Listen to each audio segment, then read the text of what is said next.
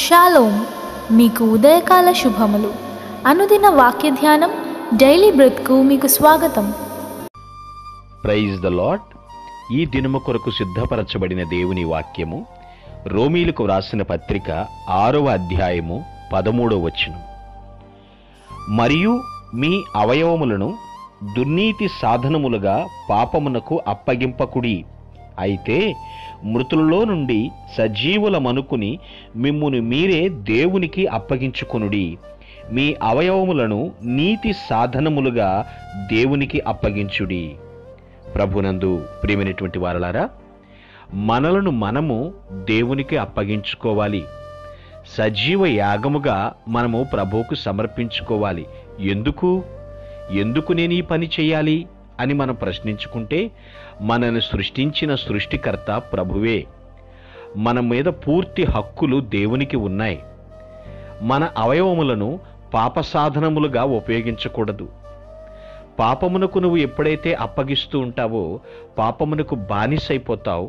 పాపము నిన్ను ఏలుతూ ఉంటుంది. దుర్నీతి సాధనములుగా ఉపయోగించకుండా దేవుని మహిమ కొరకు ఉపయోగించేటువంటిగా నువ్వు తీర్మానం చేసుకోవాలి. నీ శరీరంలోని ప్రతి అవయవము ఆయన్ని ఆరాధించుటకు ఉపయోగించాలి. ప్రభువు మహిమార్థమై మనము జీవించినప్పుడు మన మేలు కొరకై సమస్తము కూడా దేవుడు సమకూరుస్తాడు. వాక్యమును విశ్వసించిన వారు వాగుడు కట్టిపెట్టి వాగ్దానం నెరవేర్పు కొరకు ప్రార్థిస్తారు. మనము దైవవాక్యం పట్ల విశ్వాసంతో ముందుకు వెళ్ళాలి. నా శరీరముతో నేను ఏ తప్పు చేస్తున్నాను అని ఎప్పటికప్పుడు మనలను మనమే ప్రశ్నించుకోవాలి. దేవుని బిడ్డ, నేను నా శరీరమును దేవునికి అప్పగించాలని ప్రశ్నించుకోవాలి. సజీవ యాగముగా ఏదో ఈ వయసు అయిపోతున్నప్పుడు శేష జీవితంలో దేవునికి అప్పగించుకుంటాలే, శేష జీవితం దేవునికి ఇష్టములే అని నిన్ను నీవు సముదాయించుకుని ఎన్నాళ్ళు నిన్ను నీవు మోసం చేసుకుంటావు. సజీవ యాగముగా దేవుని కొరకు నీతి సాధనములుగా మన దేహాన్ని సమర్పించుకోవాలి. దీనినే సజీవ సమర్పణ అని పిలుస్తారు. ఇప్పటికైనా నీ దేహముతో జరిగించిన ప్రతి దుష్కార్యమును కట్టిపెట్టు. నేను నీతిమంతుణ్ణి అని చెబుతున్నావా? అయితే దేవుని వాక్యముతో సరిపోల్చుకున్న నీతిమంతుడవేనా నువ్వు ప్రశ్నించుకోవాలి.